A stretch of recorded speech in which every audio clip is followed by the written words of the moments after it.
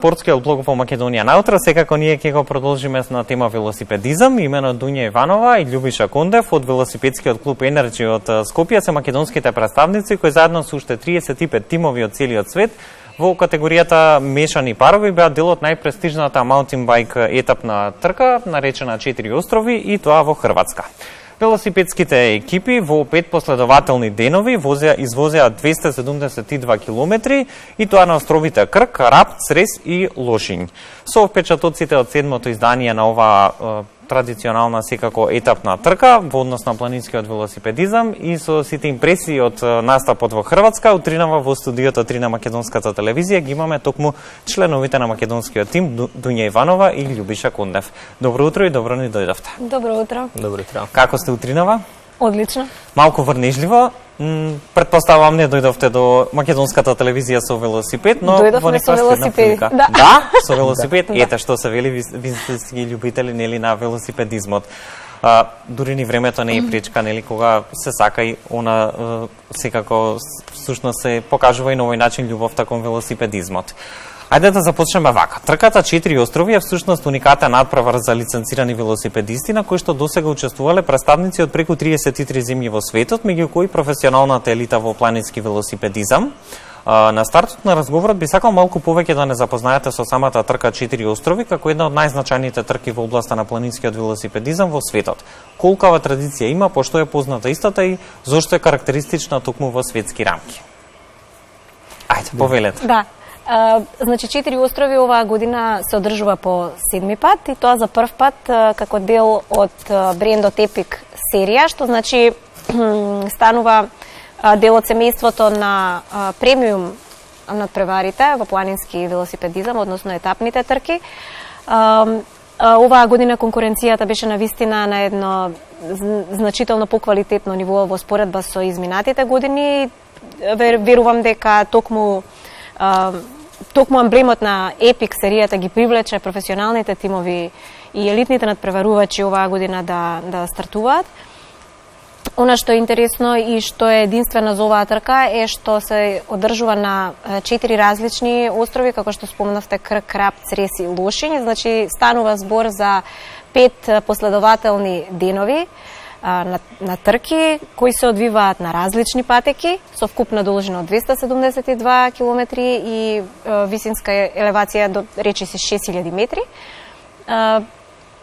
Временските услови исто така се непредвидливи и променливи, така што од надпреварувачите се бара не само посебна физичка, туку и ментална подготовка и едноставно вештина за да се поднесе целиот терен. Станува збор за долготрајно возење од 3-4 до 5 часа во просек на секоја трка, што не остава многу простор за одмор до наредниот ден. Значи целиот фокус всушност значи посветување кон самите возачи, односно нивната подготвеност веќе да стартуваат наредниот ден. Навистина станува збор за немилосрден терен, кој тука во наши услови можеби не може да се долови, ниту пак имаме да речеме такви камени предели за соодветна подготовка. Меѓутоа ние оваа година бевме втор пат, така што да кажам дека малку се чувствувавме покомотно. Знаевме што не очекува, иако имаше значителни промени на патеката на островот Рап, речиси во целост беше променета. Меѓутоа можам да кажам дека уште повеќе уживавме оваа година. Љубиша, какво е чувството да се биде дел од македонскиот тим кој што по втор пат учествува на оваа етапна трка и дали тоа значи поголема одговорност или сепак гордост да се представува себе си, но и сопствената земја? Па предизвикот е голем во секој случај затоа што учествуваме по втор пат, нели, знаеме што не очекува. Се надеваме дека ова ќе биде како еден предизвик, нели, за да учествуваат и повеќе надпреварувачи од Македонија, затоа што ние бевме тамо многу интересна држава, затоа што доста надпреварувачи не знаева од каде е знамето, па се запознававме и им беше доста интересно затоа што прв пат се запознале со, нели, возачи од оваа држава. Македонски велосипедисти. Сепак тоа што сме по втор пат значеше дека самото учество ни беше нели голем предизвик за да завршиме и во подобар пласман, затоа што и самите бевме веќе свесни што не чека и покрај големата конкуренција оваа година завршивме во сосема солиден пласман од 8-то место од 35 надпреварувачи. Да, што е навистина солиден резултат како што споминавте. Колку ви помогна минатогодишното искуство? Имаше ли некакви драстични разлики, да речеме, од минатогодишното и ова издание на трката 4 острови? Па многу ни помогна со тоа што веќе ни беше познат теренот, знаевме што не очекува, затоа и се припремавме во можностите колку што можеше во нашите услови, затоа што знаеме дека оваа зима беше малку поводена, значи доста беше надвор мокро, имаше снег, беше ладно, немавме соодветни услови, но покрај тоа што имаше и добри денови, имаше еден ден на Црес кој што беше многу врнежлив и целата етапа беше комплетно брутална за возење. Сепак успеавме да го извозиме тој сегмент, затоа што комфорот ни беше многу поприфатлив од тоа што беше лани. Тоа се случува кога ќе имаме непредвидливи временски услови токму на ваквите настани, се минува целосно рутата, има одредено одложување или? Оваа година, например, конкретно со случајот на островот Црес, бидејќи тоа беа обилни врнежи од дожд, значи не беше некое провејување на капки вода, меѓутоа беа обилни врнежи уште пред самиот старт и тука буквално на патеката имаше реки. Возевме низ река. Она што организаторот на самиот старт го соопшти е дека се скратени 9 километри од патеката, што е незначително на таа километража, затоа што од 72 сега се возеа, не знам, 63 километри. Меѓутоа на тие временски услови е навистина бара огромна подготвеност од страна на велосипедист. Зошто се одбрани токму овие локации во Хрватска? Пошто се тие карактеристични? Колку годинава беше самата трка организирана на една повисоко ниво, како што напоминавте на самиот почеток? Да, организацијата беше безпрекорна. Навистина, не можам да се сетам нешто сега да речам дека нешто не било добро. Зошто на овие... Тоа е избор на организаторот. Хрватска преовладува со голем број на такви патеки, меѓутоа бидејќи традиционална манифестација, како што вие рековте, веќе по 7 пат се одржува, и како еден фидбек од страна на сите досега надпреварувачи што учествувале, веројатно и заради тоа е задржана истата рута. Оваа година, како што спомнав, единствено патеката на Рап имаше промени и веројатно повторно во однос на таа возливост, на динамиката, која лани, да кажам, заради поголема присутност на карпести и камени терени беше нарушена, повеќе носење на велосипедот во раце, одредени препреки кои воопшто не беа возливи. Оваа година тоа беше дополнително подобрено. И она што е како, да кажам, уште поголем емблем на сите овие предели е пејсажот кој постојано ве следи, ако немате можност да уживате во него како што тоа е за туристите, меѓутоа отпосле кога ќе ги погледнете фотографиите, тоа е нешто што се граничи со реалноста. Да, и дефинитивно сите оние велосипедисти кои што имале можност да бидат дел од самата трка, истото го споделуваат, барем од она што успеав да го прочитам на интернет, дека навистина тој предел изобилува со навистина голема природна убавина. Имаме и видео материјали кои што секако би можеле во текот на разговорот да ги погледнеме, чисто за да може гледачите подобро да се уверат за ова што го говориме околу природните убавини, секако и предизвиците пред кои што вие бевте исправени како велосипедисти. И сега со оглед на тоа што станува збор за една од најпознатите трки во светот во областа на планинскиот велосипедизам и трка на која што се представува слободно, ќе кажам, светската велосипедска елита, потребен е и навистина сериозен пристап кон истата. Кога започнува процесот на подготовки, како течат истите и кој беше тимот со кој што работевте во текот на изминатиот период? Па да, подготовките ние ги започнавме уште во ноември месец, со тоа што изработивме план со нашата екипа која стои позади нас, Дејан Новковски и Огнен Бражански. Тие работеа на сите сегменти кои што ни беа потребни за да го совладаме тој дел. И периодите, нели, преска напоменав, тоа што ни дозволуваше, возевме надвор во природа, имаше делови периоди каде што моравме да возиме заедно за да може да се прилагодиме на сите препреки што се пред нас и како да се усогласиме и да се опоменуваме што има, како има со некои знаци, за да што сепак тamo има големи брзини и мора да имаме некои знаци како да се прилагодиме.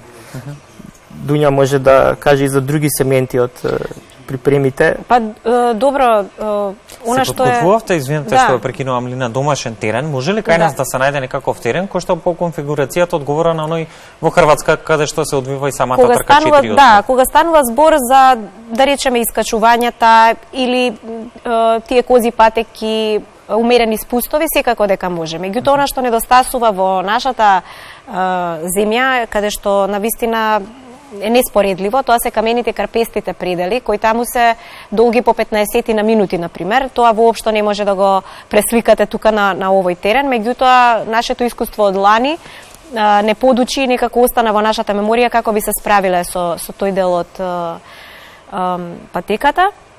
Инаку подготовките што се однесува за самата трка, мислам дека е најважна она комуникација помеѓу нас двајца за време на возењето. Ние можеби не трениравме постојано заедно, меѓутоа тие тренинзи кои ги посветувавме на таа тимска работа, мислам дека е пресудна затоа што тоа беше очигледно и кај останатите тимови. Ако едниот надпреварувач потфрли, тоа значи дека тимот потфрлил.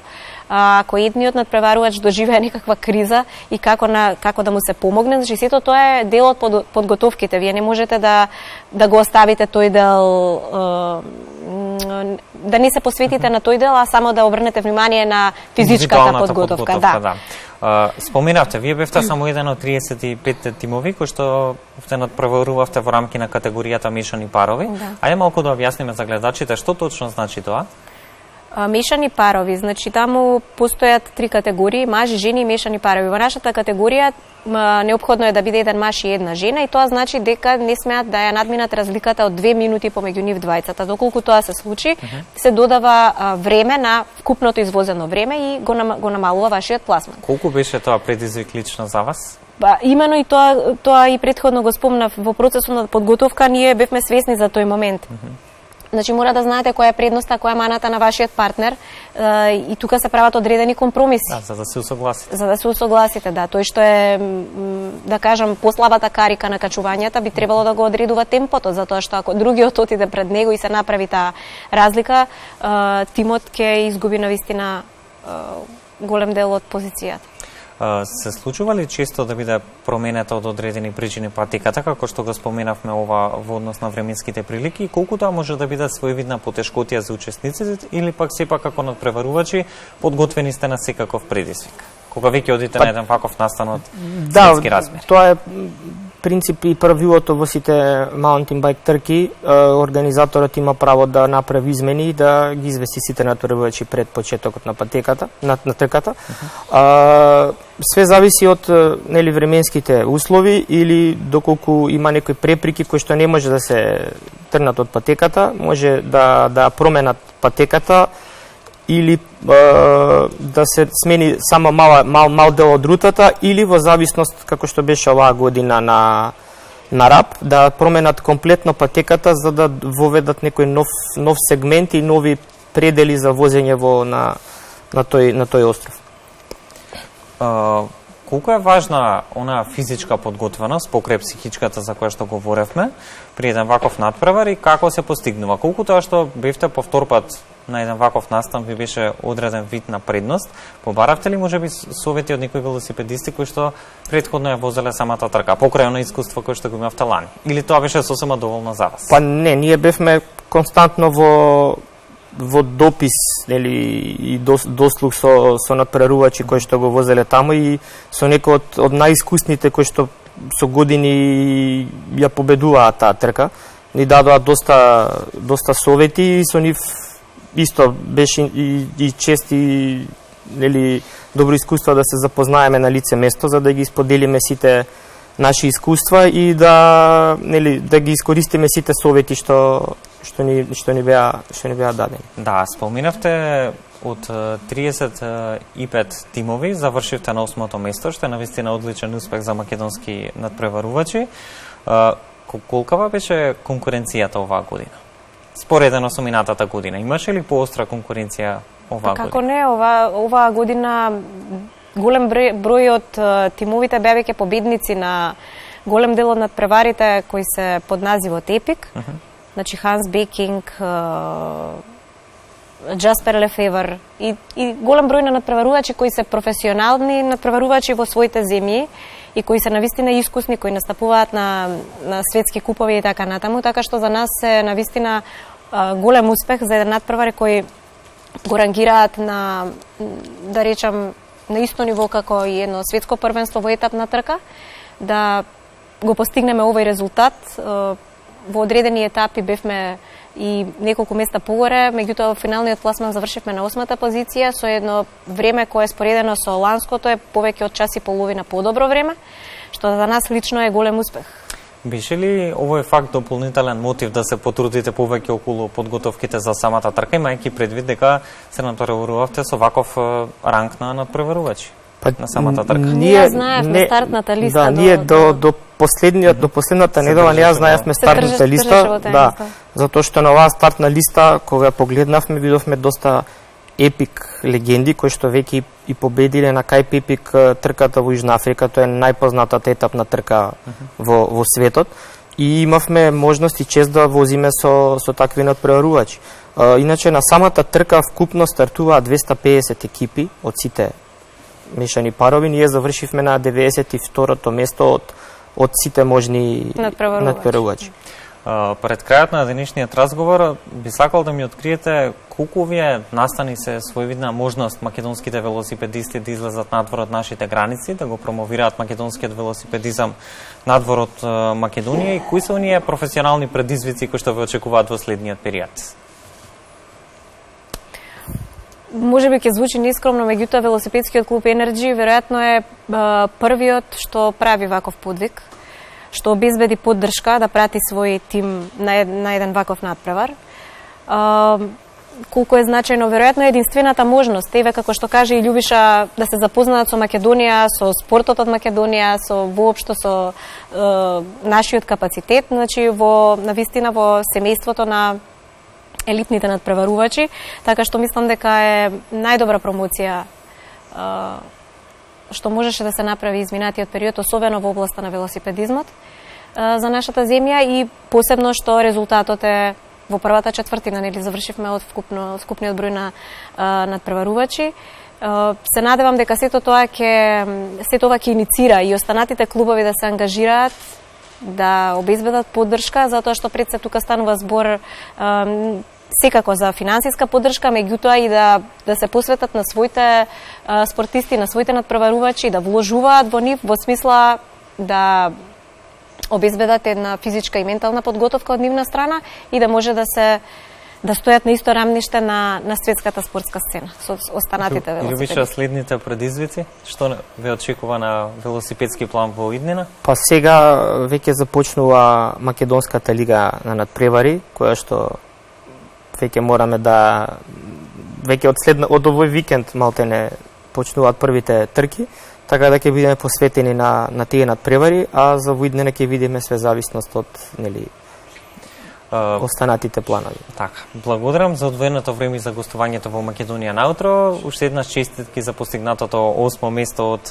35 тимови со кои што се надпреварувавте во рамки на предизвикот 4 острови во Хрватска. Ќе ви посакам уште многу успеси на професионален план во иднина и продолжете и понатаму да ја радувате велосипедската јавност во Македонија. Благодарам, Никола, благодарам за поканата. Да, ние секогаш ќе бидеме тука и ќе ве следиме со сите нови успеси на полето на велосипедизмот, со сите она што ќе биде ново и актуелно. Повторно ќе одвоиме простор во утринската програма.